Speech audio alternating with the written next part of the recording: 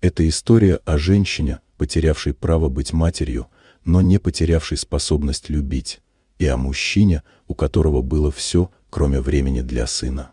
Записка лежала на комоде в детской комнате, рядом с наполовину выпитой бутылочкой молока. «Я не могу больше. Не ищите меня, Линдси. Больше ничего». Пустая комната и отчаянный плач полуторагодовалого Джейка. Карла Дженкинс работала уборщицей в доме семьи Хартманов в Майами уже 3 года.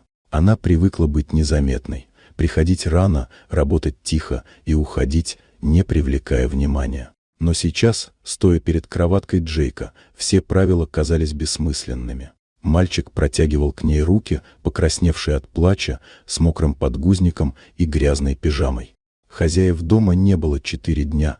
Мистер Хартман улетел в командировку, а домоправительница миссис Брукс уехала по личным делам. Карла знала, что нельзя трогать ребенка без разрешения, но оставлять Джейка в таком состоянии она не могла.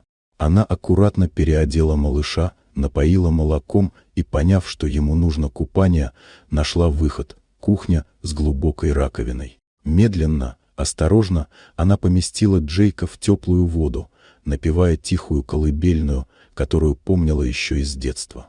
Ребенок постепенно успокоился, прижался к ней плечом и затих. Именно в этот момент вернулся мистер Хартман. Он застал Карлу с мокрым ребенком на руках и раковину, полную воды. Гнев и удивление читались в его глазах, но когда Джейк, вместо привычного страха перед чужими, снова уткнулся в Карлу, мужчина замер.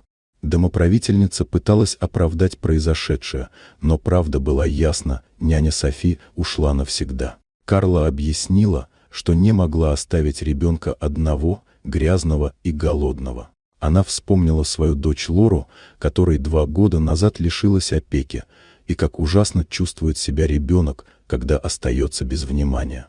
Хартман молча наблюдал, как Джейк крепко держится за Карлу, не желая идти к другим взрослым.